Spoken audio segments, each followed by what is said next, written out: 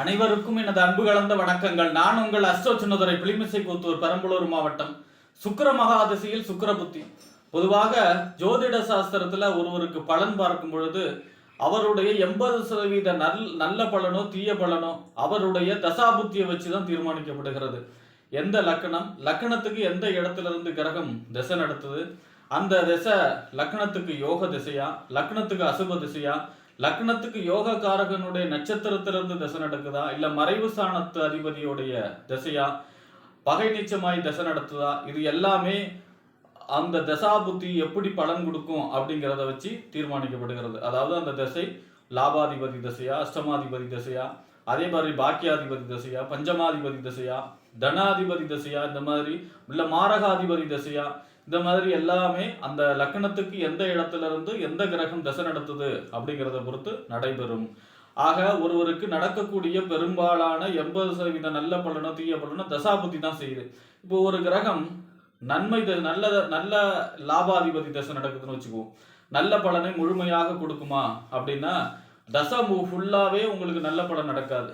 ஏன் அப்படின்னா ஒரு தசையில 9 புத்தி இருக்கு.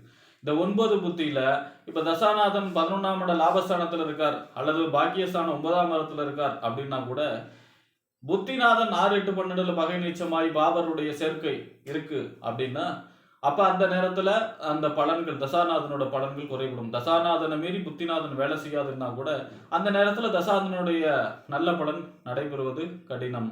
அப்ப அந்த நேரத்துல பலன்கள் குறைபடும். அதுவே ஒரு அசுப திசை நடக்குது, அஷ்டமாதிபதி நடக்குது, விரையாதிபதி தசை நடக்குது, பகை நீச்சமாய் பாவருடைய சேர்க்கையோட சனி ராகு கேதுவோடைய சேர்க்கையோட இருந்து திசை நடத்துது, பகை நீச்சமாயி லக்னத்துக்கு அசுபர் அவரு, அப்ப அவருடைய தசை நடக்குது. ஆனா புத்திநாதன் உங்களுக்கு லாபத்திலேயோ அதாவது லக்னாதிக்கு சுபரோ லக்னாதிக்கு யோகாதிபதியாக இருந்து கேந்திரம் 1, 4, 7, 10 திரிகோணம் 1, 5, 9 இருந்து புத்திநாதன் நடக்குதுன்னா அந்த நேரத்துல அந்த கெட்ட திசையிலும் நல்ல பலன்கள் நடக்கக்கூடிய சமயமாக காலமாக இருக்கும். ஆக ஒருவருடைய ஜாதகத்துல தசாபுத்தி நடக்கும் பொழுது அதனுடைய புத்திநாதனும் பலன்களை செய்யும். 9 புத்தி ஒரு தசை நடந்ததுன்னா அதுல 9 புத்தி நடைபெறும். அப்ப அந்த 9 புத்தி அனுசரித்து பலன்கள் மாறுபடும். அந்த வரிசையில பாத்தீங்கன்னா ஒருவருக்கு சுக்கிர தசை நடக்குது, 20 வருஷம் மொத்தம் சுக்கிர தசை. 20 வருஷமே ஒரு கிரகத்துக்கும் ஒரு டைம் ஒதுக்கி இருப்பாங்க. அப்ப அந்த வரிசையில சுக்கிர திசையில சுக்கிர புத்திங்கிறது 3 வருஷம் 4 மாசம். அப்ப ஒருவருக்கு சுக்கிர திசையில சுக்கிர புத்தி எப்படியாப்பட்ட பலன்களை தரும், எந்தெந்த இடங்கள்ல இருந்தா நல்ல பலன்களை செய்யும், எந்தெந்த எப்படியாப்பட்ட பலன்களை செய்யும், அதற்கான வழிபாடுகள் என்ன, பரிகாரங்கள் என்ன என்பதையெல்லாம் பற்றி இந்த காணொலியிலே பார்ப்போம். இது போன்ற தொடர்ந்து ஜோதிட தகவல்களை பெறவும் தமிழ் மாத ராசி பலன்களை தெரிந்து கொள்ளவும் நமது சேனல் அஸ்ட்ரோ சின்னதுரை சப்ஸ்கிரைப் செய்து கொள்ளுங்க, லைக் பண்ணுங்க, நண்பர்களுக்கு ஷேர் பண்ணுங்க. அதாவது பாத்தீங்கன்னா சுக்கிரன் அப்படிங்கிறவரு காலச்சக்கரத்துக்கு 2ஆம் இடத்துக்கும் 7ஆம் இடத்துக்கும் அதிபதி. 2ஆம் இடம் காலச்சக்கரத்துக்கு தனஸ்தானம் ரிஷபம், காலச்சக்கரத்துக்கு 7ஆம் இடம் அதாவது களத்திரஸ்தானம் அதுக்கும் அதிபதி சுக்கிரன் தான். அப்ப தொட்டுக்கும் பிட்டுக்கும் அதிபதி, கையிருப்பு பணத்துக்கு அதிபதி சுக்கிரன், ஆடம்பரமான வாழ்க்கைக்கு அதிபதி சுக்கிரன், வெளிநாட்டு யோகத்தை கொடுக்கக்கூடியவர், வீடு கட்டக்கூடியவர், ஆடம்பரமான சொகுசு வாகனம் வாங்க வைப்பவர், இந்த பூமியில வாழக்கூடிய எல்லா இன்பங்களையும் அனுபவிப்பதற்கான கொடுப்பனையை கொடுப்பவர் அதாவது சுக்கிரன் தான். அதாவது காசை சேமிச்சு வைக்கிறத விட அதை செலவு பண்ணி என்ஜாய் பண்றதுல சுக்கிரன் நம்பர் 1. குரு வந்து கஞ்சம், அதாவது பணத்தை வந்து சேமிச்சு வைப்பார். ஆனா சுக்கிரன்கிறது செலவு பண்ணி இன்பமா உலகத்தில் உள்ள எல்லா இன்பங்களையும் அனுபவிக்கணும் அப்படின்னு சொல்லக்கூடிய கிரகம் சுக்கிரன்.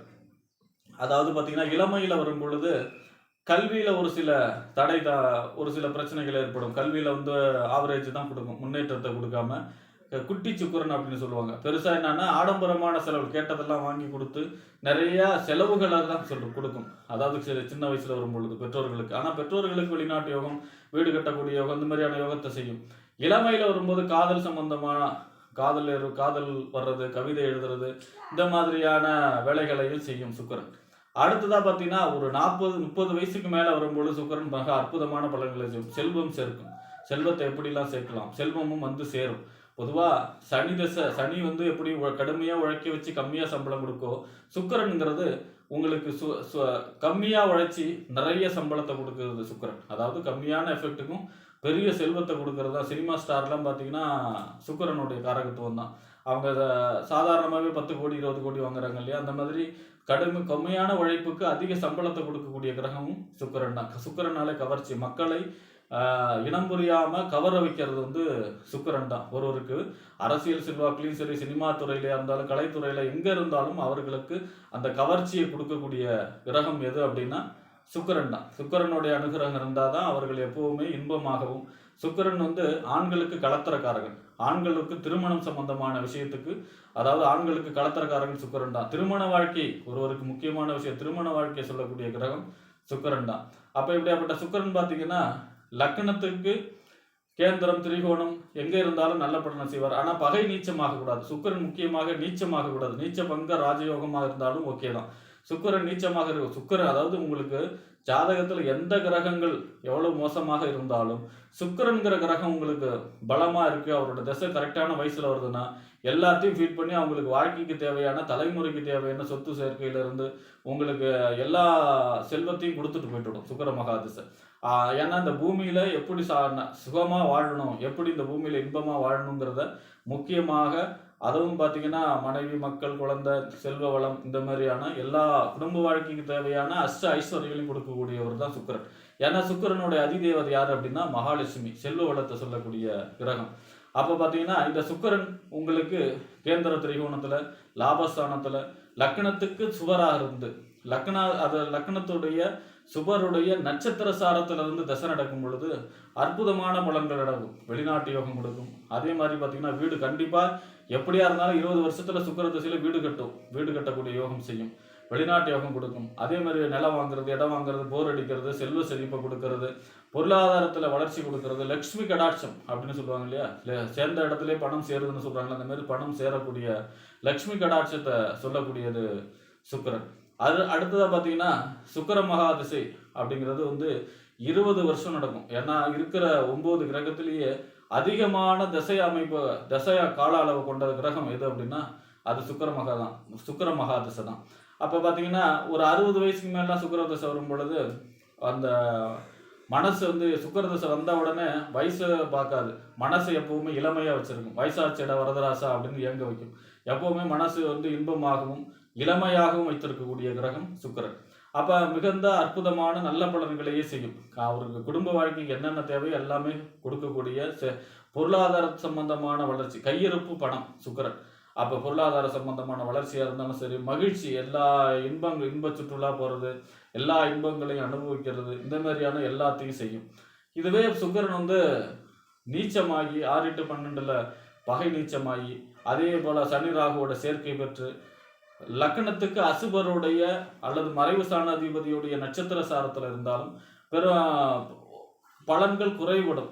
ஏன்னா சுக்கிர மகாதிசை அப்படிங்கிறது காரகத்துவ அடிப்படையிலேயாவது நல்லது செய்யும். லக்னத்துக்கே அசுபரா இருந்தாலும் சரி, சுக்கிரனுக்குன்னு ஒரு காரகத்துவம் இருக்கு. அந்த காரகத்துவ அடிப்படையில தான் நல்லது நடக்கும். இதுவே பார்த்தீங்கன்னா ஒருத்தருக்கு ராகு திசை முடிஞ்ச உடனே குரு மகாதிசை ராஜா திசை வரும். அதே மாதிரி கேது மகாதிசை முடிஞ்ச உடனே சுக்கிர திசை வரும். அவர் தேவகுரு, இவர் அசுரகுரு. அப்ப ஒரு கெட்ட தசை நடந்து அடுத்தது பார்த்தீங்கன்னா ஒரு யோக திசையை கொடுக்கறதுதான் காலச்சக்கரத்துடைய அமைப்பு. அப்ப அந்த வரிசையில பார்த்தீங்கன்னா கேது மகாதிசையில பெரிய கஷ்டங்களை அனுபவிச்சுட்டு சுக்கிர மகாதிசையில நல்ல பலன்களை, அதாவது டெஸ்டிங் காலம் வந்து பார்த்தீங்கன்னா கேது மகாதிசை. சுக்கிர மகாதிசைங்கிறது அதுக்கான பலனை கொடுக்கக்கூடிய காலமாக இருக்கும். அப்ப காரகத்துவ அடிப்படையிலேயாவது அவர் பலகீனப்பட்டு பகை நீச்சமாய் 6-12 மறைஞ்சி சனி ராகுவோடைய கேதுவோடைய சேர்க்கை பெற்று அல்லது லக்னத்துக்கு அசுபருடைய நட்சத்திர சாரத்துல இருந்தால் கூட காரகத்துவ அடிப்படையிலேயாவது நன்மை செய்யும். அப்ப அந்த பலன்கள் மட்டும்தான் குறைபடும். என்னன்னா சுக்கிர மகாதிசை பகை நீச்சமாய் இப்படி பலகீனப்பட்டு நடைபெறும் பொழுது ஒரு சில பண இழப்புகள், பணம் வரும், ஆனா அது வந்து சேமிக்க முடியாத அளவுக்கு இழப்பு கொடுத்துக்கிட்டே இருக்கும். தவறான பெண்களுடைய சேர்க்கையும் செய்யும் இந்த பகை நிச்சயமாக இருக்கும் பொழுது. இந்த மாதிரியான வேலைகளையும் செய்யும். அப்ப பாத்தீங்கன்னா சுக்கிர மகாதிசை சுக்கிர புத்தி அப்படிங்கிறது 3 வருஷம் 4 மாசம் நடைபெறும். அப்ப சுக்கிர மகாதிசை வந்தாலே சுக்கிரனுடைய பரிகார ஸ்தலம், நவகிரக பரிகார ஸ்தலம் எதுனா கஞ்சனூர். வெள்ளிக்கிழமையிலே கஞ்சனூர் சென்று மல்லிகை பூ சாத்தி வெண்பட்டு எடுத்து சாத்தி வழிபாடு செய்கிறதும், 20 வருஷத்துக்கு ஒரு தடவை செஞ்சு வழிபாடு செய்தாலும், அல்லது ஸ்ரீரங்கம் ரங்கநாதர் படுத்துக்கிட்டு இருக்கிற பெருமாள் எப்பவுமே சுக்கிரனுடைய அம்சம். ஸ்ரீரங்கம் கரெக்டான இடம்.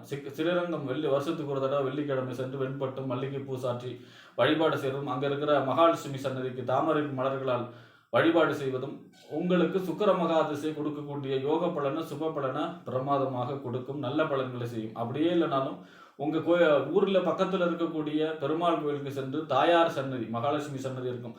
அப்ப தாயார் சன்னதிக்கு சென்று வெள்ளிக்கிழமையில நெய் விளக்கேற்றி வழிபாடு செய்தும், ஒரு முழம் மல்லிகை பூ சாற்றி வழிபாடு செய்யும் பொழுதும், சுக்கிர மகாதசை கொடுக்கக்கூடிய யோக பலனை, நல்ல பலனை, சுப பலனை பிரமாதமா கொடுக்கும். திருமணம் வயதுல இருக்கிறவங்களுக்கு உடனே திருமணம் நடக்கும். அடுத்து குழந்தை பிறப்பு, அடுத்ததா பாத்தீங்கன்னா வீடு கட்டக்கூடிய யோகம், நிலம் வாங்கக்கூடிய யோகம். ஒரு மனிதன் இந்த பூமியில நல்லபடியா வாழ்றதுக்கு சொகுசு வாகனக்காரகன் சுக்கிரன் தான். சுக்கிரன் இன்னும் ரொம்பவும் பாசிட்டிவா நல்ல நிலைமையில இருக்கார். ஆட்சி உச்சமாய் உங்களுக்கு லாபஸ்தானத்திலேயோ திரிகோணஸ்தானத்திலே இருக்கார். கேந்திர திரிகோணத்திலே நல்லா இருக்கார்.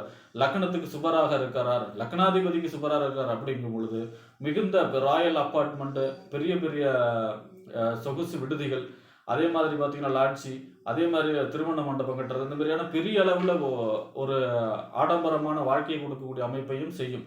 ஆக சுக்கிர மகாதசை அப்படிங்கிறது மகாலட்சுமி யோகத்தை கொடுக்கக்கூடிய திசையாக ஒருவருக்கு 20 வருஷம் அமையும். அதில் சுக்கிர புத்தி உங்களுக்கு 3 வருஷம் 4 மாசமும் அமோகமான பலன்கள் நடைபெற ஸ்ரீரங்க வழிபாடு, கஞ்சனூர் வழிபாடு, மகாலட்சுமி வழிபாடு செய்யும் பொழுது சுக்கிர மகாதசை என்பது லட்சுமி கடாட்சத்தை கொண்டு வந்து சேர்க்கக்கூடிய திசையாக அமையும் என்று கூறி விடைபெறுகிறேன். நன்றி, வணக்கம்.